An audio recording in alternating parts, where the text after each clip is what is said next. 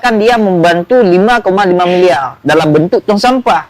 Apakah 5,5 miliar itu dibeli semuanya tong sampah? Karena kalau misalkan memang MIPA beli semua tong sampah, itu dalam satu tong sampahnya harganya 2. Apakah memang kedepannya Pemda itu harus mereformasi DLHK itu? Pak Bupati inginnya keterlibatan Adipura ini tidak hanya 1 atau 2 atau 3 perusahaan, tapi kalau bisa seluruh perusahaan yang ada ini ikut terlibat di dalam proses Adipura.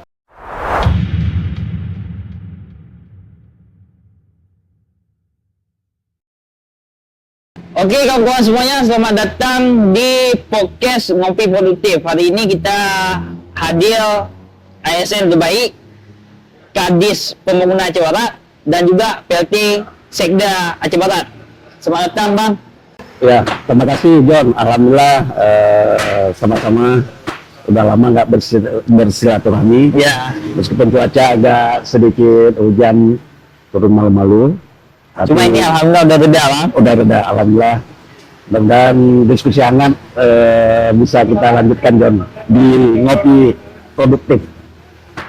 Jadi malam ini kita bukan membahas hal-hal yang kecil, ini membahas dunia. Jadi ada persoalan dunia yang sampai saat ini belum mampu diatasi. Ini satu dunia loh. Itu persoalan sampah. Dan mengingat Aceh Barat sedang mengejar Adipura Bang. Ya. Mungkin lebih sedikit Bang, kita ceritakan dulu nih Bang, apa itu Adipura Bang? Ya. Baik John, pertama sebenarnya Pak Presiden Prabowo, beliau melalui asta citanya punya konsep dan keinginan semua kota di Indonesia itu bisa bersih. Ya. Makanya beliau dalam tahun ini mulai memberikan sertifikat Adipura ataupun Piala Adipura yang semua level itu diberikan. Baik dia sebagai kota kotor ataupun levelnya lebih baik menjadi sertifikat Piala Adipura atau Piala Adipura Kencana atau Buana. Jadi sebenarnya pemerintah pusat untuk kabupaten baik kota ataupun kabupaten sendiri saat ini sedang proses penilaian. Ya. Di mana nanti levelnya untuk kota kotor itu pemerintah pusat akan memberikan kepada kabupaten-kabupaten yang tentu tidak bisa mengurusi persoalan sampah yang ada di kabupatennya. Ya. Di Aceh Barat sendiri sebenarnya timbulan sampah kita berdasarkan data SIPS PSN itu sekitar 130 ton per hari. Per hari ya, bayangkan, jadi 130 ton per hari sampah untuk seluruh Kabupaten Aceh Barat. Bagaimana cara perhitungannya kenapa menjadi 130 ton per hari? Karena untuk jumlah penduduknya di bawah 200.000 sekian, itu sampah yang dihasilkan oleh setiap orang itu biasanya sekitar 0,5 kg per hari. Per hari. Nah, kalau di bawah itu dihitung 0,4 kg per hari. Ya. Nah, berdasarkan formula itu, maka sampah kita setiap harinya sebesar 130 ton per hari. Itu saat ini layanan sampah kita dari 12 kecamatan baru terpenuhi sekitar 9 kecamatan. 9 kecamatan. Nah, sedangkan konsep Adipura itu sendiri diberikan kepada ibu kota kabupaten. Ibu kota kabupaten, berarti tidak sampai ke pelosok untuk diceknya Pak? Tidak sampai ke, boleh kita bilang 10 atau 11 kecamatan yang lain. Ya. Yang pasti dicek itu ada 2 kecamatan penyangga dan 1 kecamatan sebagai ibu kota. Sebagai penilaian Adipura, itu adalah kecamatan Johan Palawan. Johan Palawan. Nanti penyangganya bisa aja kecamatan Murubo, karena TPA kita ada di Gunung Matai. Ya. Kemudian juga bisa di Samatiga yang terdekat dengan Kecamatan Johan Palawan. Timbulan sampah di Kecamatan Johan Palawan itu 33 ton. Per hari Bang? Per hari, 33 ton. Bayangkan 33 ton per harinya, yang mana ini harus dilakukan dua penanganan Don. Jadi penanganannya ada namanya pengurangan sampah, ada namanya penanganan sampah. pengurangan sampah kita itu dulunya di Jaksrada kita atau di roadmap-nya persampahan kita atau rencana induk pengembangan sampah itu 30% dari timbulan sampah yang ada atau 10 ton. Nah, saat ini kita baru bisa menangani di bagian tengah. Jadi istilahnya sampah itu harus bisa dikelola dari hulu sampai ke hilir. Ya. Hulu itu adalah sampah yang dihasilkan. Jadi kita paling banyak sampah dihasilkan tentu dari sampah keluarga. Ya. Jadi Konsumsi ya.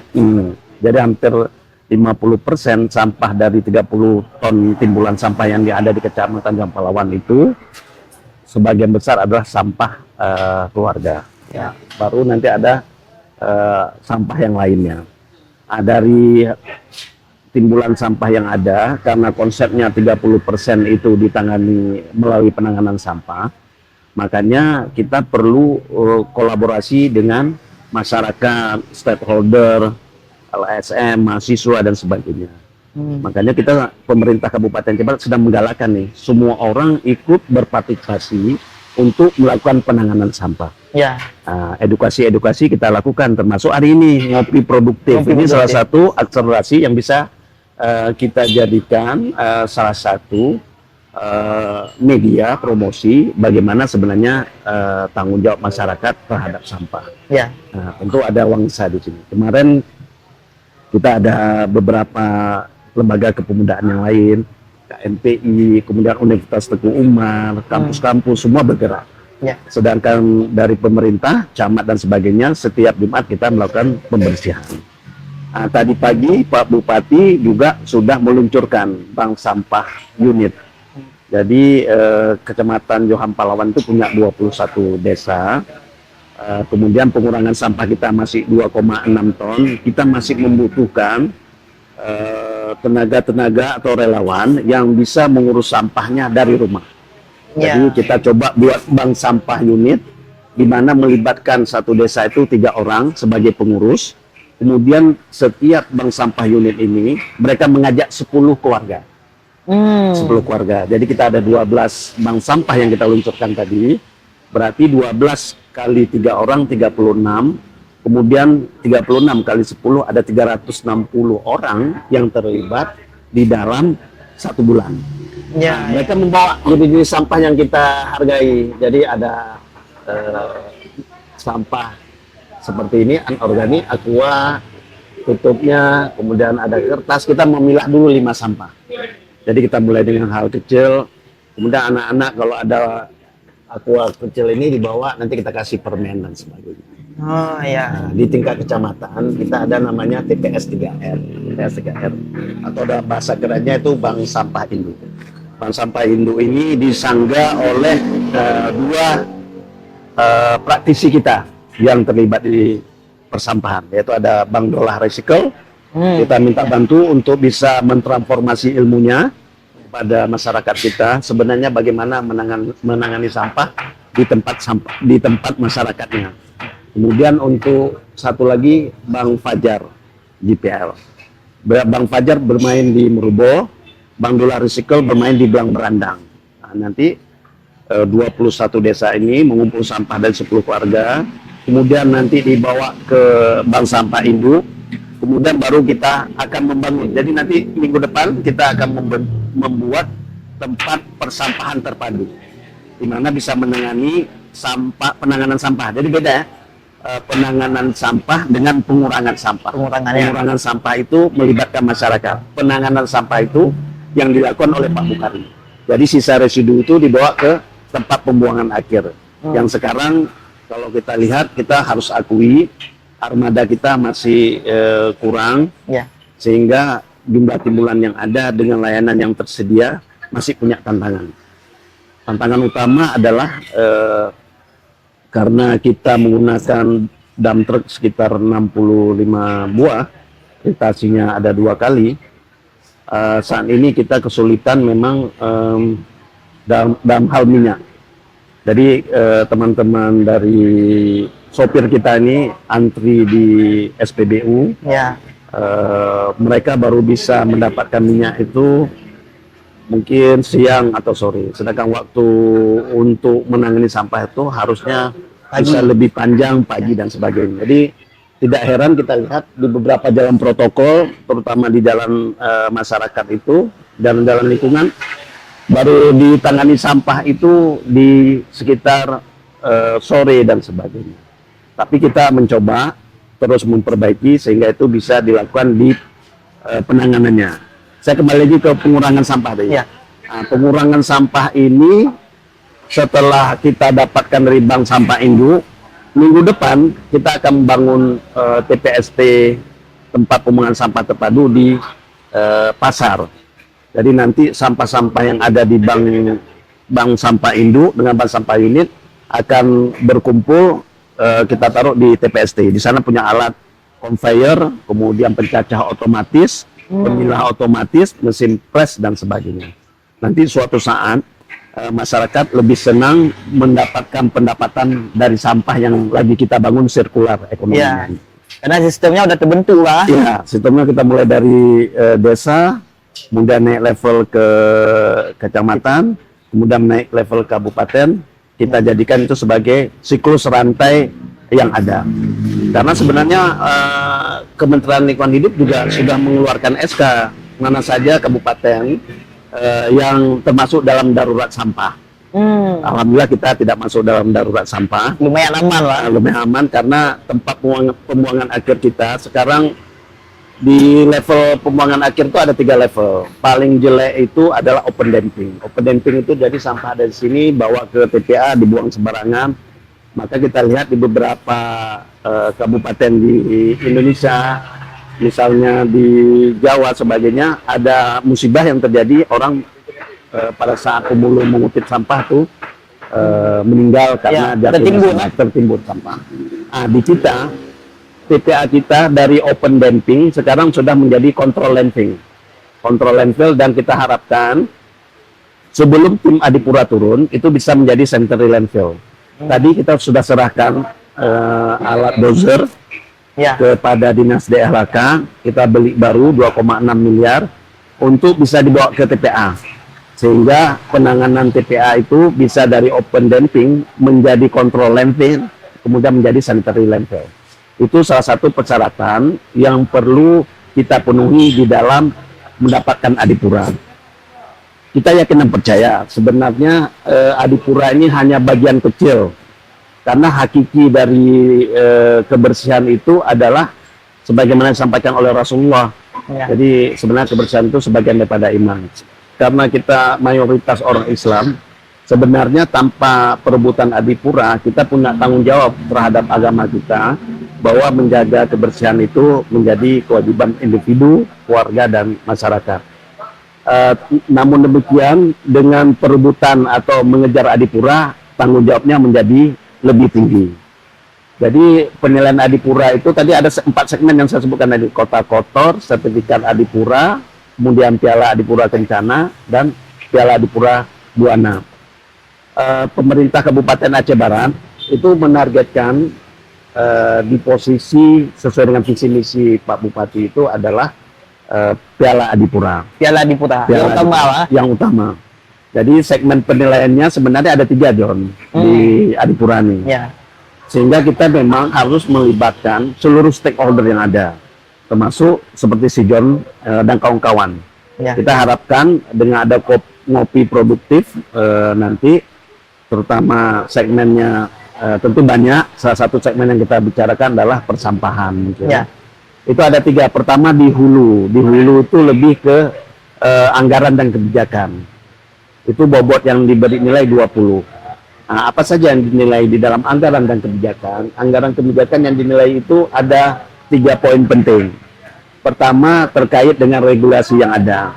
Apakah pemerintah daerah di dalam RPJMD ini fokus pada penanganan sampah sebagaimana yang diinginkan oleh pemerintah pusat? Ya. Kemudian, apakah pemerintah daerah punya rencana induk pengembangan sampah atau RIP-nya atau JAKSRADA-nya, dokumen terkait dengan persampahan, atau surat edaran bagaimana pemerintah daerah bisa mengurangi sampah di tingkat masyarakat. Itu sudah kita tangani, alhamdulillah sudah kita coba sosialisasi dan kita berikan. Kemudian yang kedua, dari segi anggaran. Dari segi anggaran yang di bawah 1% itu dianggap pemerintah daerah tidak serius menangani sampah. Jadi nanti bisa saja Pak Prabowo memberikan kepada kabupaten yang penanganan sampahnya sekedarnya saja, yang disebut dengan tadi kota kotor. Nah, kita berharap Kabupaten Aceh Barat tidak menjadi kota kotor. Ya. Nah, sekarang anggaran APBK kita itu 1,5 T. Kalau kita ingin mendapatkan piala Adipura, maka ada persyaratan penanganan sampah harus memenuhi minimal 3% dari nilai APBK. Jadi kalau 1,5 T kita kalikan 3%, itu butuhnya 45 miliar. Nah, saat ini Dinas Kebersihan hanya punya uang 15 miliar. Beda seperti kami pergi ke Jogja dengan Pak Bupati kemarin. Di sana Dinas Kebersihan LH itu anggarannya 150 miliar. 150. Sama dengan anggaran di Dinas PUPR. Di kita ini hanya 15 miliar atau 10%. Atau 1% dari 1,5 T. Bagaimana kita mensiasati sehingga nilai Adipura ini bisa kita capai? Sarannya adalah seperti disampaikan oleh Pak Bupati.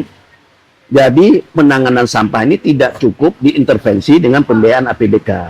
Tapi kita ingin melibatkan seluruh perusahaan yang ada ini untuk mau memberikan dana CSR kepada kita atau pemerintahan daerah dalam penanganan sampah. Di samping dukungan pembiayaan APBK di luar yang diberikan pada Dinas Lingkungan Hidup. Misalnya ada perusahaan seperti PT MIPA yang membantu kita sekitar 5,5 miliar. Kemudian perusahaan-perusahaan lain membantu tong sampah, kemudian PUPR menganggarkan sarana prasarana, sehingga nilai 3% itu dari 45 miliar itu bisa kita penuhi. Itu. Kemudian di anggaran dan kebijakan, poin yang ketiga yang dinilai juga adalah terkait dengan pemisahan. Pemisahan antara regulator dengan operator. Selama ini Dinas DLHK sebagai regulator dan persampahan misalnya pengelola TPA, sarana prasarana persampahan itu masih menyatu dengan Dinas Lingkungan Hidup. Kita rencananya akan membentuk UPTD. Jadi nanti UPTD, Dinas Lingkungan Hidup berbicara tentang kebijakan regulasi, sedangkan teknisnya itu akan dilakukan oleh UPTD-nya. Ini kita didampingi oleh Balai, dan alhamdulillah minggu yang lalu sudah selesai dan sudah menyerahkan kepada Pak Bupati untuk bisa diusulkan rancangan kabinetnya. Itu dia. Kemudian di tengahnya penilaiannya itu ada namanya rasio timbulan sampah dan SDM, rasio SDM dan sarana prasarana terhadap timbulan sampah. Inilah yang kita lihat tadi, keterlibatan masyarakat tadi. Yang 10 ton itu harus kita tangani. Membentuk bank sampah unit, melakukan ngopi produktif. Kalau ada rapat-rapat sebenarnya ini harus tidak pakai ini, tapi pakai gelas dan sebagainya. Atau itu tadi bank sampah induk dan sebagainya. Itu nilainya 30%. Termasuk pelatihan, kita juga mengintervensi bagaimana sumber daya penyuluh kebersihan yang ada di DLHK itu minimal rasionya harus 2,5. Sekarang petugas kebersihan di DLHK sekitar 350 orang. 350 baik penyapu jalan, sopir ada 35, kemudian ada yang membersihkan riau. Kemudian di backup oleh tim TRC dari PUPR. Rasionya sudah di posisi 2,5. Kemudian kita untuk sarana prasarana memang masih kecil. Mudah-mudahan dengan ada CSR ini rasio material recovery facility bisa terpenuhi. Yang paling berat sebenarnya di dalam Adipura itu adalah poin ketiga, penilaian ketiga. Itu 50% dari total 2 poin tadi penilaian, yaitu 18 titik lokasi yang secara fisik kalau dicek harus bersih. Di kantor harus bersih, di pasar harus bersih, di terminal harus bersih, kemudian di rumah harus bersih, di permukiman harus bersih, di TPA harus bersih. Tentu ada komponen-komponen penilaian, kemudian di rumah sakit harus bersih, kemudian di jalan nasional harus bersih, jalan lingkungan harus bersih. Itu ada 18 titik yang ditinjau, termasuk keterlibatan desa-desa seperti Kota Padang, GPL dan sebagainya. Itu secara umum. John. Berarti untuk lokasinya nanti Bang itu ya, yang akan dibawa oleh pemerintah kita atau memang mereka mencari sendiri nanti? Memang sekarang mereka sudah turun 3 kali. 3 kali, mereka sudah turun 3 kali. Pertama mereka turun melihat TPA-nya tadi. Iya. Nah, karena kalau pemerintah daerah tempat pembuangan akhirnya masih open dumping, itu sudah darurat sampah. Nah, dilihat apakah pemerintah Kabupaten Aceh Barat ini serius atau enggak nih. Ya. Kemarin kita masih open dumping, kemudian diintervensi sama mereka. Mau nggak ditingkatkan dari open dumping menjadi control landfill, kemudian naik ke sanitary landfill, ada syaratnya.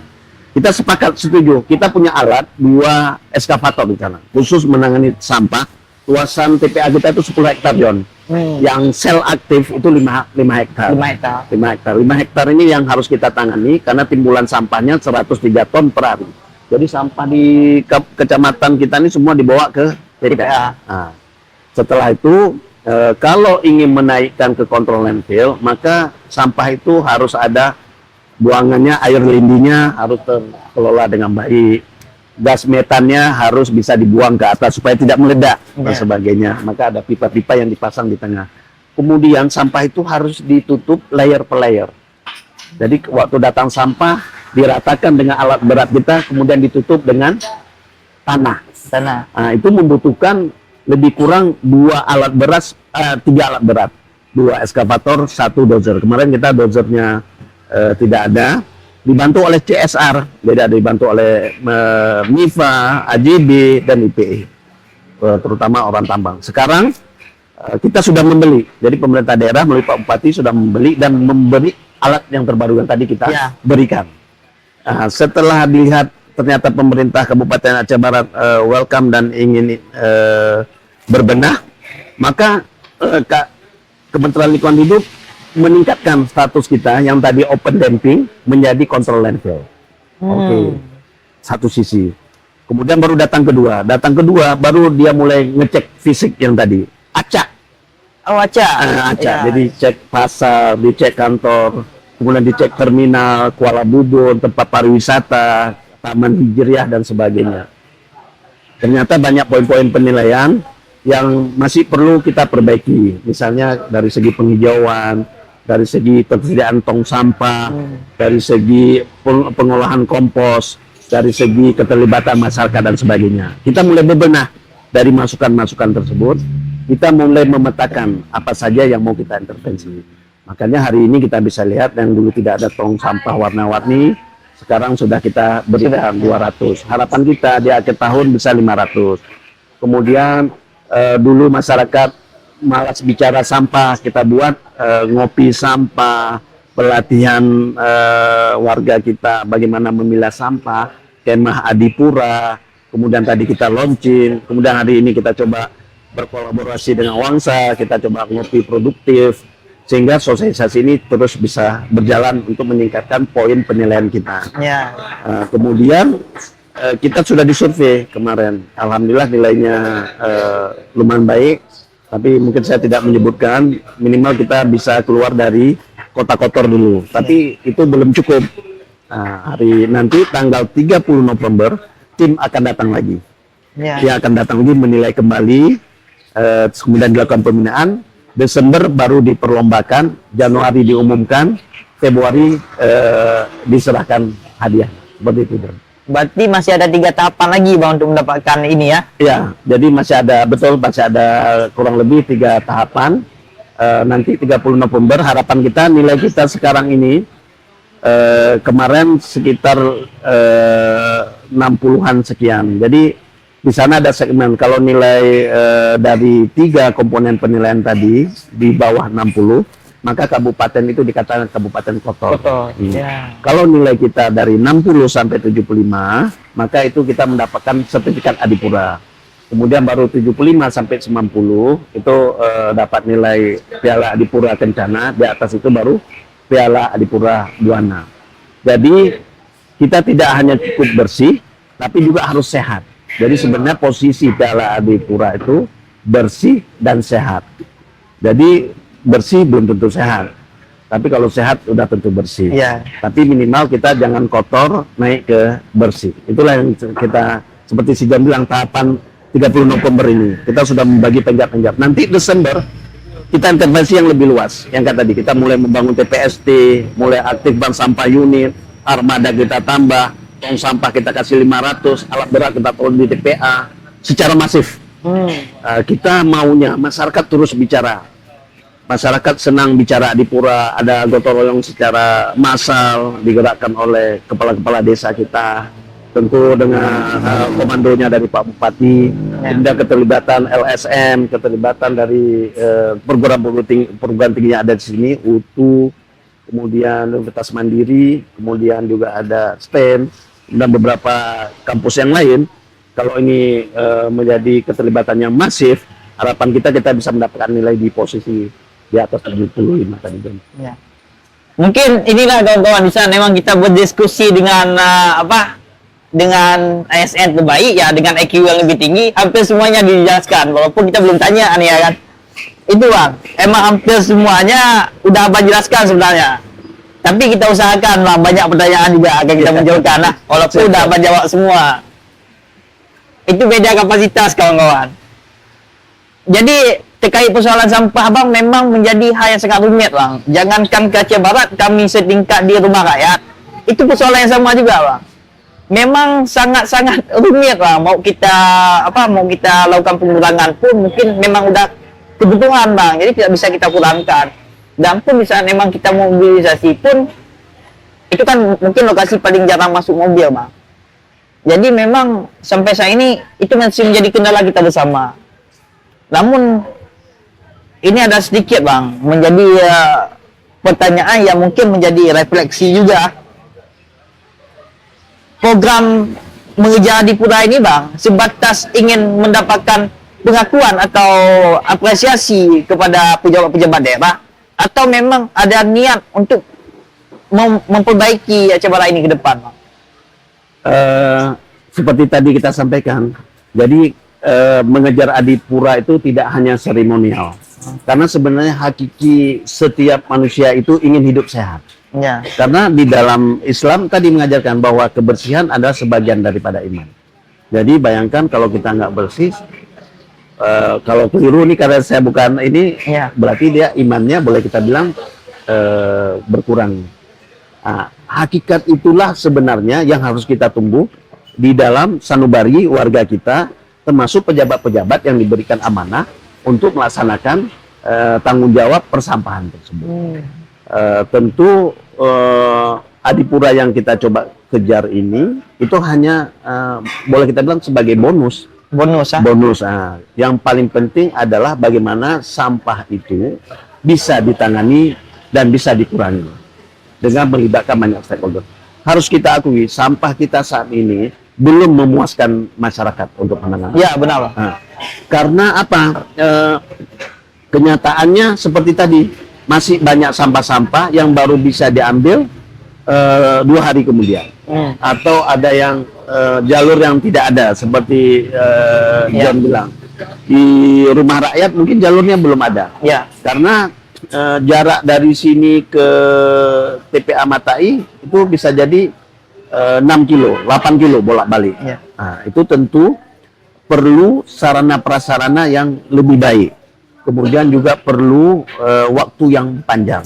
Tantangan kita yang seperti kita sampaikan tadi, John, mendapatkan minyak solar untuk mobil armada ini sulit didapatkan di waktu pagi. Kita sudah bercoba berkoordinasi dengan masing-masing pemilik SPBU, kiranya bisa diprioritaskan. Di dalam pemandangan umum DPRK, melalui praksi-praksi yang ada di DPRK, juga menyarankan supaya pemerintah Kabupaten Aceh Barat ini berkoordinasi dengan pihak Pertamina, sehingga untuk mobil sampah dengan stiker tertentu itu bisa ada semacam jalur khusus yang diberikan. Itu satu. Yang kedua, armada kita itu memang kurang. Jadi kalau timbulan sampah 33 ton atau 103 ton, kita mungkin perlu 40-an armada baru kita lebih sigap.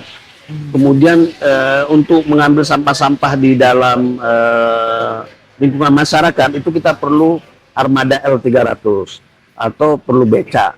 Nah, saat ini armada L300 hanya 2. Cuma 2. Cuma 2. Becaknya tidak ada lagi. Jadi nanti kita akan beli dengan bantuan dana CSR ini 7 becak tambah 2 armada yang baru, kemudian kita beli alat berat.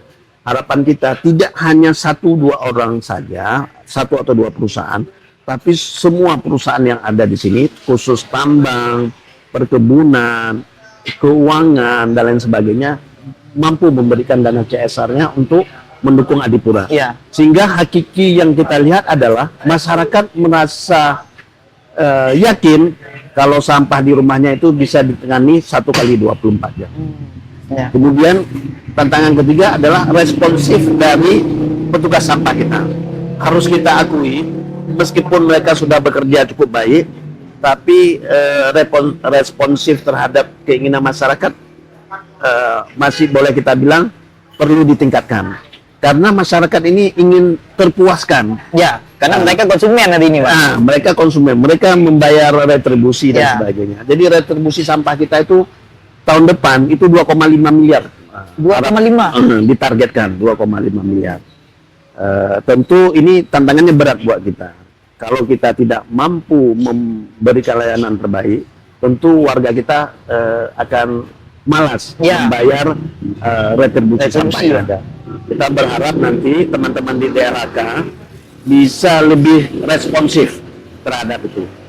Kemudian tantangan berikutnya adalah keuangan yang diterima atau insentif yang diterima oleh petugas sampah yang ada. Sekarang misalnya sopir itu hanya 1,7. Mereka bekerja 2 shift. Tentu ini perlu diperhatikan. Ya. Harapan kita dengan kelemahan-kelemahan yang ada ini, mudah-mudahan dengan kita bisa mendapatkan Adipura dan keterlibatan CSR dari semua perusahaan, tingkat kebutuhan hidup dari petugas sampah kita, armada dan sebagainya bisa meningkat, layanan bisa diperbaiki, masyarakat bisa puas. Ya. Tentu ini tidak mudah, Don, tidak mudah. Tapi pemerintah Kabupaten Aceh Barat punya komitmen yang tinggi untuk terus memperbaiki. Harapan kita ini sebagai langkah awal, tahun depan terus kita kejar lebih baik, tahun depan menjadi sangat minimal amat baik dan seterusnya. Ya. Di luar itu, ya tadi bonus tadi, karena kita sudah bekerja, ya Adipura pasti saya yakin akan mengikuti. Tapi Kita paskan dengan momen lah istilahnya, Bang. Ya betul, John. Jadi kita paskan momen. Cuma ini, Bang, jadi kan retribusi sampah itu yang kita lihat, yang kita pantau hari ini kan semakin naik, Bang. Sedangkan setingkat Almada seperti yang Bang katakan, setingkat beca aja tidak mampu dibeli, Bang. Jadi kayak ini menjadi persoalan. Kemana dibawa uang retribusi yang memang masyarakat selalu membayar, tetapi hari ini setingkat Almada pun tidak mampu untuk diadakan. Itu bagaimana, Bang? Itu tadi, ini tantangan kita karena memang 2 tahun ini adalah tahun yang harus semua pemerintah kabupaten harus mengikat pinggang cukup kuat karena fiskal kita itu sangat rendah. Jadi transfer ke daerah dikurangi, kemudian Oksus berkurang menjadi 1%. Mudah-mudahan nanti Pak Gubernur bernegosiasi kembali, Oksusnya diperpanjang, kita baca di media, kemudian nilainya dari 1% menjadi 2%. Ya. Ini bisa menambah kekuatan keuangan kita untuk mendukung dari sektor persampahan. Yang benar retribusinya 2,5. Tapi sekarang kita berikan ke DLHK itu 15 miliar. 15. Jadi ditambah pendapatannya ada, kasih 15 untuk membayar itu tadi petugas-petugas sampah kita. Petugas sampah, kemudian aktivitas pembelian minyak untuk armada kita, kemudian hal-hal lain yang masih menurut kita itu masih sangat kecil. Dan ini perlu keterlibatan dari pihak swasta tadi. Jadi pihak swasta sebenarnya pemerintah pusat juga sudah mendorong. Pak Prabowo selalu mengingatkan jangan lupa perusahaan-perusahaan yang ada di daerah ikut berpartisipasi dalam penanganan sampah yang ada. Kita lihat pemerintah Indonesia saat ini sampah itu didorong menjadi energi. melalui Danantara. Harapan kita dengan adanya sektor pertambangan yang tinggi ini, mereka bisa membantu.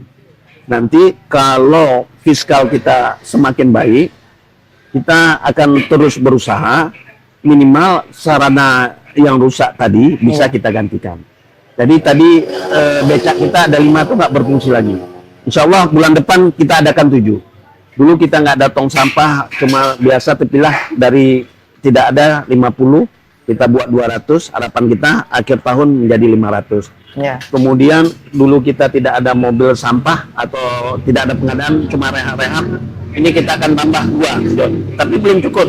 Kita idealnya 8. Jadi harapan kita nanti perusahaan-perusahaan swasta ini bisa menyumbang minimal sesuai pendapatan yang ada, satu perusahaan satu mobil. Nanti kita akan letakkan, oh ini mobil ini bantuan dari MIFA, mobil ini bantuan dari AJB, bantuan dari TI, Bank Aceh dan sebagainya. Sehingga bisa masif dia. Sehingga apa yang kita rasakan hari ini, di mana sampah itu bisa bertahan sampai 2 hari, bisa kita kurangi. Ya. Nah, tentu kita juga mengharapkan ada prioritas pengisian minyak bagi armada sampah kita di SPBU yang ada. Tentu nanti pemerintah daerah bersama legislatif akan berkoordinasi dengan pihak Pertamina bagaimana solusi ini bisa dilakukan. Karena kalau minyak baru kita dapat sore hari, berarti mereka bekerja kan mulai dari jam 6 sampai jam 6, hanya 12 jam. Tapi kalau mereka bisa dapat pagi hari, itu bekerjanya 24 jam. Sehingga tampaknya bisa berkurang. Makanya ada titik-titik tertentu dengan armada yang sudah agak tua, itu tidak akan terkejar. Besoknya dia udah mengulang lagi di tempatnya awal. Besoknya mulai di tempat yang lain itu tidak ada. Tapi kita tidak diam. Kita ada membuat grup layanan bagi masyarakat yang lama boleh melaporkan di layanan tersebut. Nanti kita ada sekarang ada mobil piket yang khusus menangani hal-hal yang komplain seperti itu. Ya. Kita juga memberikan layanan online selain grup untuk bisa mengambil sampah-sampah yang saat ini komplainnya memang cukup banyak. Itu di WA lapor bupati atau di IG saya banyak betul, John. Benar, Pak. Ya.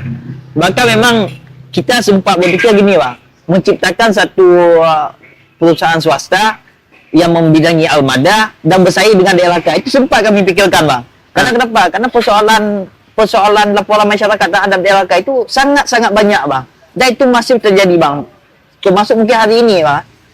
Jadi saat memang melihat pemerintah hari ini lebih konsen terhadap persoalan sampah, ini menjadi pertanyaan yang memang sangat signifikan. Ini benar serius atau sebatas mengejar prestasi, pengakuan dan sebagainya. Tapi kan dari yang Abang sampaikan, kita melihat hari ini, oh ada upaya-upaya. Kalau misalkan sebatas mengejar prestasi, ya nanti bisa kita lihat apakah ke depannya berkelanjutan atau tidak. Kan seperti itu, Bang. Cuma ini sedikit, Bang, tentang anggaran kebersihan, Bang. Anggaran kebersihan seperti yang mengatakan tadi, 15 M untuk DLHK. Publik untuk melakukan pengawasan, itu bagaimana konsepnya, Bang? Karena kan kita mungkin perlu juga melakukan pengawasan terhadap apa-apa aja yang digunakan, terutama terhadap alat dan sebagainya. Apalagi kan beberapa waktu lalu yang menjadi isu yang kami bahas itu masalah pengadaan tong sampah. Pemerintah mengadakan tong sampah dan juga dari perusahaan pun memberikan tong sampah. Yang kita takutkan gini, Bang. Ini yang diberikan oleh perusahaan, tapi laporannya juga masuk ke anggaran pemerintahan. Itu yang kita takutkan. Betul. Jadi pertama, prinsip good governance dan clean governance itu menjadi prinsip utama supaya kita semakin dipercaya oleh masyarakat. Ya. Bagaimana yang dilakukan oleh pemerintah kita, terutama dengan adanya bantuan yang banyak pihak, dan ini harus dikelola dengan baik. Jadi sebenarnya dari 15 miliar anggaran DLHK tersebut, tentu ada belanja pegawai, kemudian belanja operasional, dan terakhir baru belanja modal. Memang untuk belanja pegawai rata-rata itu sekitar 40%. 40-50%. Bayangkan 7,5 miliar itu habis untuk gaji, TPP, dan petugas kebersihan. Oh ya. Besar. Itu tantangan kita. Kemudian setelah itu baru kita ada belanja minyak, belanja tong sampah. Tapi tong sampah saat ini itu tidak lagi di DLHK, adanya nanti di PUPR. Kemudian juga ada di CSR. Kalau sumber dana yang dari DLHK atau PUPR itu biasanya bisa dilihat di sistem informasi rencana umum pengadaan. Jadi di rencana umum pengadaan bisa kita tracking. Ya. Apa saja pengadaan yang ada. Tahun ini kita hanya mampu membuat 50 tong. Idealnya kita butuh 10.000 tong. 10.000 tong sampah supaya itu masyarakat tidak membuang sembarangan. Ya. Nah, tapi sekarang kita dengan keterbatasan anggaran di APBN di APBK kita, makanya kita melibatkan CSR tadi. Dibantulah 200 tong sampah oleh MIFA. Nah, nanti kelihatan kalau kita lihat di sana mana logo MIFA bersama Pemda, itu berarti uangnya dari MIFA. Mana logo PUPR, mana logo DLHK. Jadi seluruh stakeholder ini bantu, tapi kita identifikasi, oh ini punya Pemda, ini punya MIFA dan seterusnya. Dan tadi setelah pertemuan sebelumnya dengan RDP DPR, kita mengharap 14 perusahaan yang melakukan aktivitas di Aceh Barat ini berkontribusi terhadap minimal pengadaan sampah di samping 8 pilar yang lain. Pendidikan, kesehatan, kemudian penurunan kemiskinan, tingkat pengangguran terbuka, kemudian pendekatan perekonomian, IPM dan sebagainya, termasuk ini adalah infrastruktur dan ini persampahan. Kita maunya kalau masing-masing perusahaan memberikan 100 tong sampah, berarti kita punya 1.400 tong sampah setiap tahun. Bayangkan kalau ada 1.400, kita yakin sampahnya tidak ada sampah liar lagi. Ya. Baru penegakan kita lakukan. Sebenarnya saat ini penegakan bagi orang-orang yang membuang sampah liar juga kita lakukan. Selain tong sampah, kita juga punya kontainer. Tahun ini kita ada 2 kontainer baru yang bisa kita bantu untuk DLHK. Selain itu kita juga membantu 2 mobil, kemudian membantu alat berat, kemudian membantu 7 becak. Harapan kita itu bisa memperkuat armada dari dinas DLHK.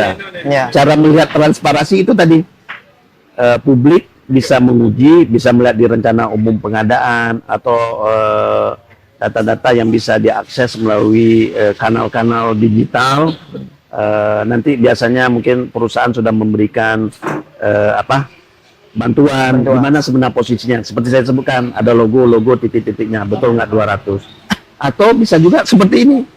Sebenarnya diskusi seperti ini salah satu menjamin prinsip-prinsip good governance itu bisa diuji.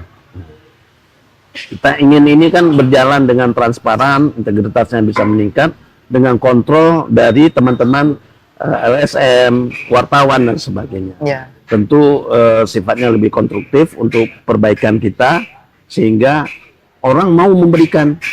Kalau yang diberikan tidak amanah, bagaimana kita meminta kembali? Itu John, itu tantangan kita, dan ini harus punya kontrol sosial yang kuat, sehingga orang apa yang dilakukan pemerintah betul-betul sebenarnya keinginan yang paling dalam untuk memenuhi keinginan masyarakat kita, bukan hanya seremonial seperti si John bilang tadi. Mungkin ini sedikit lah, karena kan ada 2 rilis yang memang hari ini sangat booming ya, menjadi pembahasan. Yang pertama, MIFA membantu 200 ton sampah. Di satu rilis lagi, itu MIFA mengatakan dia membantu 5,5 miliar dalam bentuk tong sampah. Apakah 5,5 miliar itu dibeli semuanya tong sampah? Karena kalau misalkan memang MIFA beli semua tong sampah, itu dalam 1 tong sampahnya harganya 2,27 juta, Bang. Itu agak ini, Bang, kan? Jadi dari 5,5 miliar, tadi kan kita punya konsep bagaimana kita mendapatkan adipura.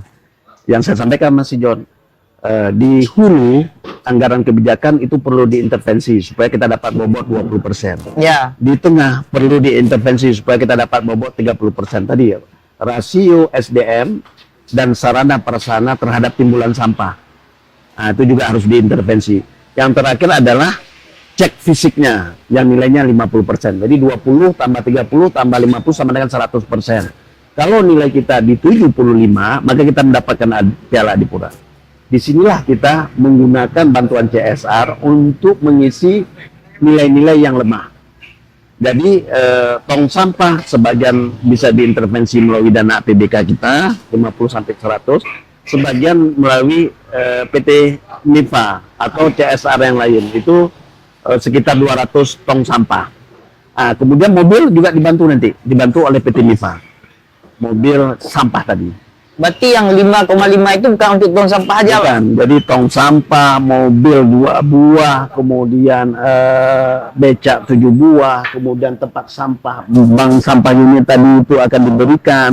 Kemudian ada penimbunan di TPA tadi supaya dia open landfill menjadi kontrol landfill, sebagian dikerjakan oleh DLHK karena uang DLHK terbatas. Karena setiap 2 hari atau 4 hari harus ditimbun ya. Ya. Selama ini baru mampunya 2 kali sebulan. Ya. Jadi nanti 4 kali atau 5 kali dilakukan oleh DLK, 6 kali dilakukan oleh dana CSR sehingga bisa berkelanjutan. Jadi kontrol landfillnya bisa tetap terpenuhi. Kemudian rumah kompos, kemudian TPST yang akan kita launching minggu depan itu juga dibantu oleh PT MIPA. Kemudian alat-alatnya tadi, conveyor, pemilah otomatis, pencacah otomatis, pemisah alat organik dan anorganik itu dibantu oleh MIPA. Itu semuanya dari MIPA atau dari semua anggaran CSR tergabung itu, Bang? Dipilah-pilah. Jadi itu ada dari MIPA, nanti alat berat di sana dibantu oleh ADB, IPE. Kita berharap juga ada bisa bantu dari Bank Aceh, DSI dan seterusnya, sehingga seluruh komponen itu bisa terpenuhi. Saat ini baru 3 perusahaan. Pak Bupati inginnya keterlibatan Adipura ini tidak hanya 1 atau 2 atau 3 perusahaan, tapi kalau bisa seluruh perusahaan yang ada ini ikut terlibat di dalam proses Adipura. Karena sampah ini adalah produksinya bukan bulanan, memang tiap hari. Seperti itu, John. Ya. Berarti kalau misalkan masyarakat ini kan berdasarkan masyarakat awam, Bang. Berarti bukan 27 juta untuk 1 tong sampah, Bang. Bukan. Ya. Jadi di situ ada kita beli mobil dan sebagainya. Tapi dilakukan oleh MIPA. Ini nggak santai, Bang. Saya ngerokok dulu nih, Bang. John. Mungkin ini ada juga, Bang, sedikit ini ya yang kita lihat di lapangan. Ada beberapa tong sampah itu, Bang, kadang-kadang ada yang udah pecah itu, Bang. Itu memang karena gimana kita katakan? Apakah karena pemahaman masyarakat yang agak mungkin sedikit ini, Bang, sedikit balbal sehingga kayak gimana lah kita bilang kurang menjaga atau bagaimana itu? Nah, tantangan kita terkait dengan sarana prasarana adalah mengedukasi masyarakat. Minimal sebenarnya kita kan udah ada sampah warna merah, kuning dan hijau. Masyarakat kita belum bisa memilah mana sampah organik, anorganik. Karena sebenarnya memilah sampah itu kan membuang waktu dia. Iya. Kalau bisa dalam satu plastik dimasukin, taruh langsung di depan. Ya. Karena perilaku seperti itu menyebabkan sarana prasarana kita tidak terjaga. Itu juga menjadi tantangan kita. Makanya yang kita latih tadi, yang kita launching, ini kan kita ada punya pengurus 1 desa 3. Kemudian mulai mengedukasi 10 orang, 10 kakak. Ya. Di Kecamatan Jompalon itu 60.000. Berarti kalau kita bagi 4 orang itu sekitar 15.000 kakak. Bayangkan, sebulan kita masih baru bisa mengedukasi 360 yang kita bentuk tadi pagi. Tapi dengan ada podcast ini mungkin bisa ada yang nonton besok, orang sudah bisa sadar, oh ada 100 orang yang bisa disadari. Terus berlanjut. Kemudian dibantu oleh kawan-kawan rekan mahasiswa kita yang aktif di ini. Makanya efek bola salju ini harus kita gulirkan, John. Ya. Sehingga masyarakat sadar, oh sebenarnya tong sampah ini punya kita. Jadi jangan dirusak supaya sampah itu bisa baik. Tapi tantangan kita, pemerintah harus bisa introspeksi bahwasannya kita yakini sosialisasinya masih kurang. Ya. Harapan kita dengan keterlibatan orang bicara sampah ini kan di mana-mana orang udah mulai bicara sampah. Udah mulai, Bang. Isunya 2, kayak si John bilang, ini betul-betul atau pura-pura aja, ya kan? Benar. Ini harus kita jawab. tapi bisa kami sampaikan sesuai dengan optimisme pemerintah daerah, kita serius menangani sampah tersebut.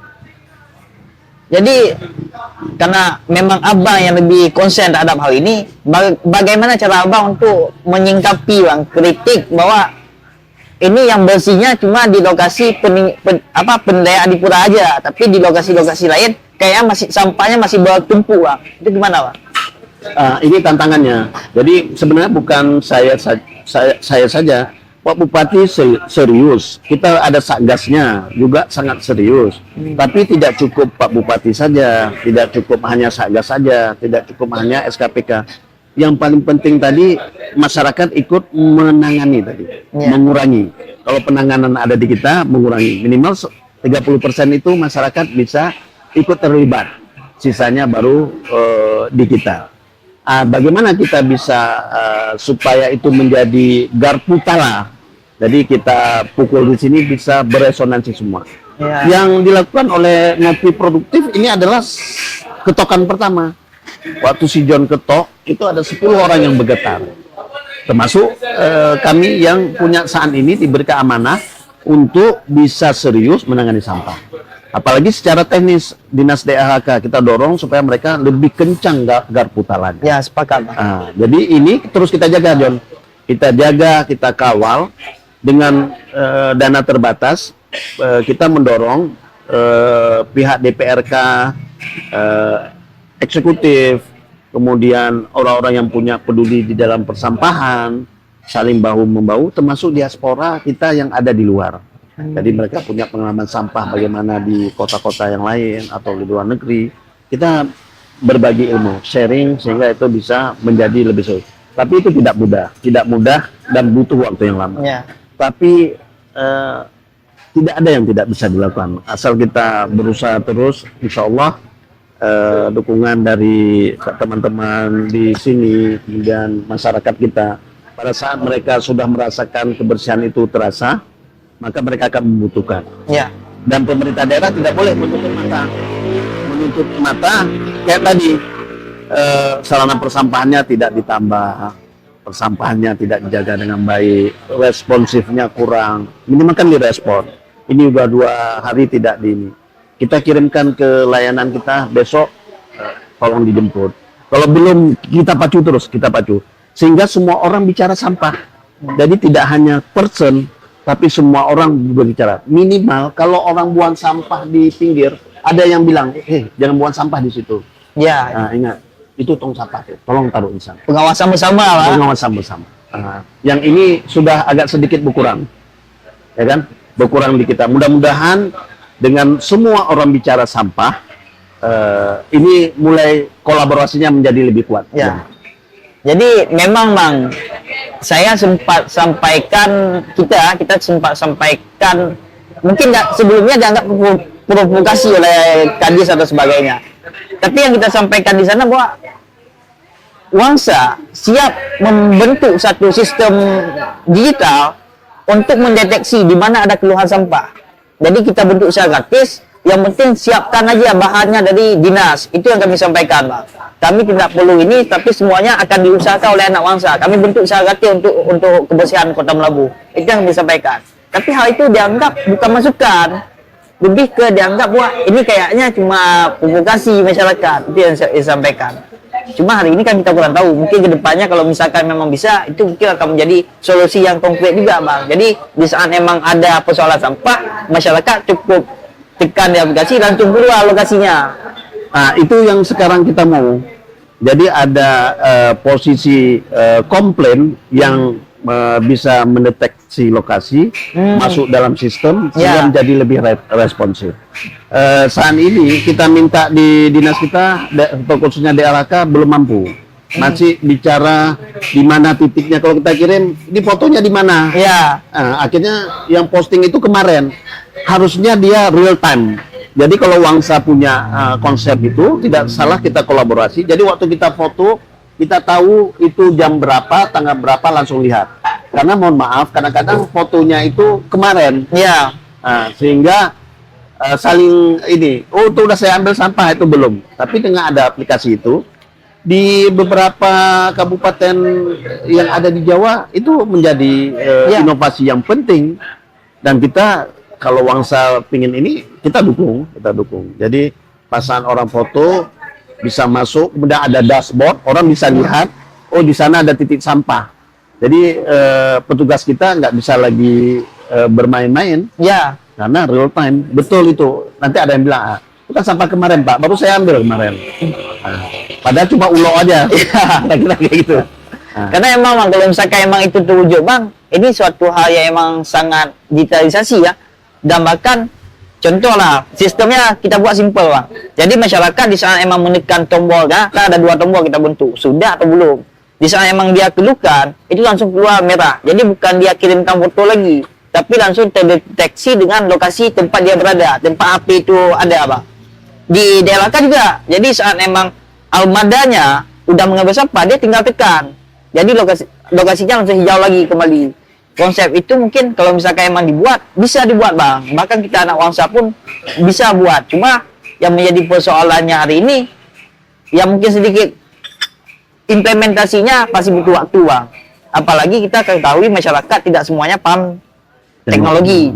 Dan bahkan tidak semua pemegang kendali armada itu paham teknologi juga. Mungkin itu palingan Bang. ya itu tantangan digital. Tantangannya. Tantangan digital. Rata-rata sopir, mohon maaf nih, sopir kita karena mungkin finansialnya kurang, ini harus peduli kita. Mereka tidak memakai HP yang punya Android karena cuma HP biasa, karena agak sehingga responsifnya jadi lambat. Tapi kita tidak boleh, itu ada gap dengan adanya disruption sekarang, orang sudah ke era digital, orang sudah main di TikTok, orang hanya bisa melihat 1 menit sekarang, lebih dari 1 menit, 10 detik dan sebagainya orang udah malas melihat. Ya. Makanya dengan ada real time, itu bisa mengukur kinerja persampahan kita. Jadi tidak ada silent content. Oh memang kinerjanya merah, kinerjanya kuning, kinerjanya hijau. Jadi yang dilakukan Wangsa, pemerintah daerah melihat bukan sesuatu provokatif. Ini adalah nilai positif yang diberikan oleh Wangsa, wujud yang ada supaya proses penanganan sampahnya menjadi lebih responsif. Ya. Dan nanti kita diskusi lebih kuat. Nanti kita coba FGD dulu konsepnya bagaimana, dashboardnya bagaimana, sehingga bisa dimonitoring menjadi punya publik. Ya, punya Jadi publik. kalau kita buka ya kayak TikTok, orang misalnya Ya. sampah di sana kok belum ada, orang bicara. Kalau bisa kita kasih nilai dengan like itu seperti itu, sehingga siapa yang ada di Kadis Persampahan ya harus melihat itu sebagai bentuk kinerja positif dari masyarakat untuk meningkatkan layanan persampahan menjadi lebih baik. Ya. Jadi jangan langsung pasang tameng, tapi lihat dulu, kaji dulu. Ya, kaji, kita evaluasi, kita lihat. Kita harus responsif. Ya. Jadi pelayanannya harus ramah, senyum dan sebagainya. Ada kritik masyarakat ini, itulah yang harus kita perbaiki. Jadi jangan dipandang sebagai hal negatif. Berarti kinerja kita belum dipuasin oleh masyarakat. Dan kinerja kita tidak cukup dengan kita katakan saya sudah bekerja. Ya. Kinerja kita baru dikatakan baik kalau misalnya orang lain mengatakan kami sudah puas. Ya. Dan untuk mencapai kata kami sudah puas, nggak bisa hanya bekerja sendiri, one man show. Kita harus punya super team seperti katakan Pak Bupati. Dan itu harus dilakukan dengan sungguh-sungguh. Sungguh-sungguh, punya niat yang baik, ikhlas, istiqamah. Cuma ini sedikit lagi Bang. Ini mohon maaf Bang, karena mungkin lebih ke teknis di LHK-nya, bahwa banyak masyarakat hari ini itu menggaulkan satu poin Bang, bahwa di LHK hari ini tidak mampu di bawah kepemimpinan Kadis yang saat ini. Apakah memang kedepannya PMK itu harus mereformasi DLHK itu, atau memang memperbaiki apa yang udah ada, jadi kita teruskan aja, nanti tinggal kita perbaiki sedikit-sedikit, atau emang harus reformasi total Bang? Pimpinan kita tidak menutupi apa yang menjadi masukan-masukan dari teman-teman, baik yang nilainya positif atau negatif, itu ditampung, dan sekarang kita terus melihat mana positif dan negatifnya sehingga kinerjanya menjadi lebih baik. Nanti kami akan menyampaikan kepada pimpinan sehingga kita mendapatkan sesuatu yang baru, yang harapan kita itu bisa lebih responsif dan lebih baik. Ya. Kita tidak memberikan apresiasi yang sudah dilakukan saat ini, tapi tidak cukup dengan apresiasi karena nilai kepuasan itu bukan di kita, Ya. tapi di masyarakat. Dan saya yakin pimpinan punya alternatif A, B, dan C yang suatu saat itu pada saatnya itu akan dilakukan. Sekarang misalnya masih pendekatan sana dan sebagainya, mungkin di suatu saat titik tertentu seperti yang disampaikan oleh si John bisa saja itu terjadi, dan itu pimpinan sudah mempertimbangkannya. Ada potensi lah bang ke depannya, karena emang kita lihat bang sukses atau tidaknya pemerintahan ya di masyarakatnya. Bisa masyarakat jempol semua ya itu pemerintahan terbaik bang kan. Ya betul.